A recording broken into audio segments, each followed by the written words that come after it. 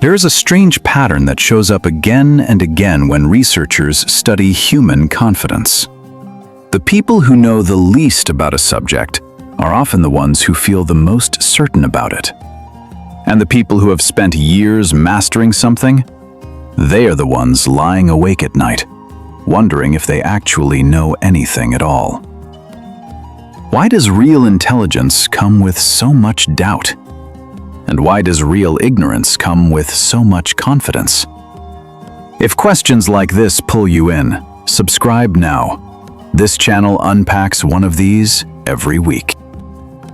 In 1999, two psychologists at Cornell University, David Dunning and Justin Kruger, ran a series of experiments that would go on to explain one of the strangest patterns in human psychology. They tested people on logic, grammar, and humor, then asked each person to rate their own performance. The pattern was almost identical across every test. The lowest performers overestimated their ability by the widest margin. The highest performers, the ones who actually did well, tended to underestimate themselves. Dunning and Kruger explained it like this: the same skill that makes someone good at a task is often the same skill needed to recognize good performance in the first place. If you don't have that skill, you can't see what you're missing.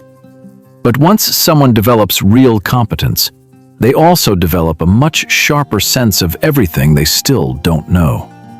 Their confidence goes down, not because they got worse, but because their awareness got better.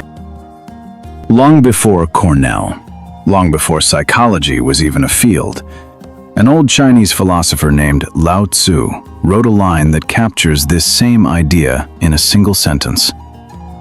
Those who know do not speak, and those who speak do not know. He was not talking about silence for its own sake. He was describing a kind of humility that comes with real understanding, a recognition that the deeper you go into any subject, the more clearly you see how much lies beyond your reach. What science measured in a laboratory 25 years ago, this philosophy had already sensed more than 2,000 years earlier. Modern researchers gave this ability a name: metacognition, or thinking about your own thinking. Studies out of Yale and Cambridge have found that metacognitive ability, the skill of accurately judging what you do and don't understand, tends to be strongest in people with higher general competence. This means self-doubt, at least the kind that shows up in genuinely capable people, is not a malfunction. It is a highly tuned internal instrument.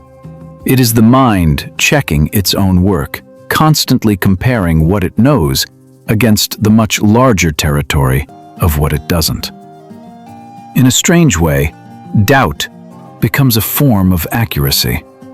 This is why the most accomplished researchers, doctors, and experts in almost any field will often speak in careful, qualified language, while a beginner will speak in absolutes.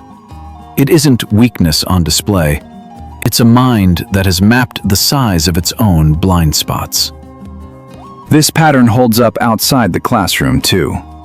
Surveys of physicians consistently show that more experienced doctors rate their own diagnostic confidence more cautiously than residents fresh out of medical school, even though the senior doctors are, on average, far more accurate.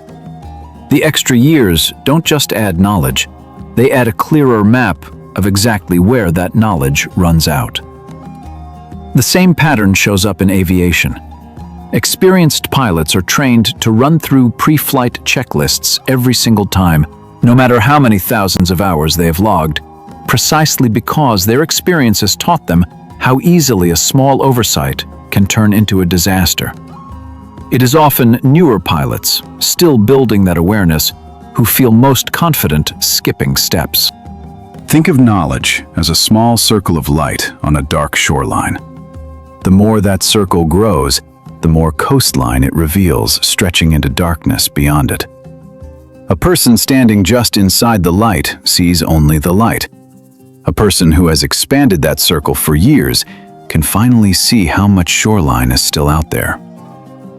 Researchers have even found this humility among Nobel laureates, many of whom describe their own work in interviews with surprising uncertainty, quick to credit luck, collaborators, or unanswered questions, rather than claim mastery.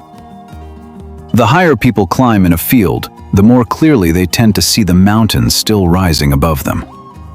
This isn't limited to individuals working alone either.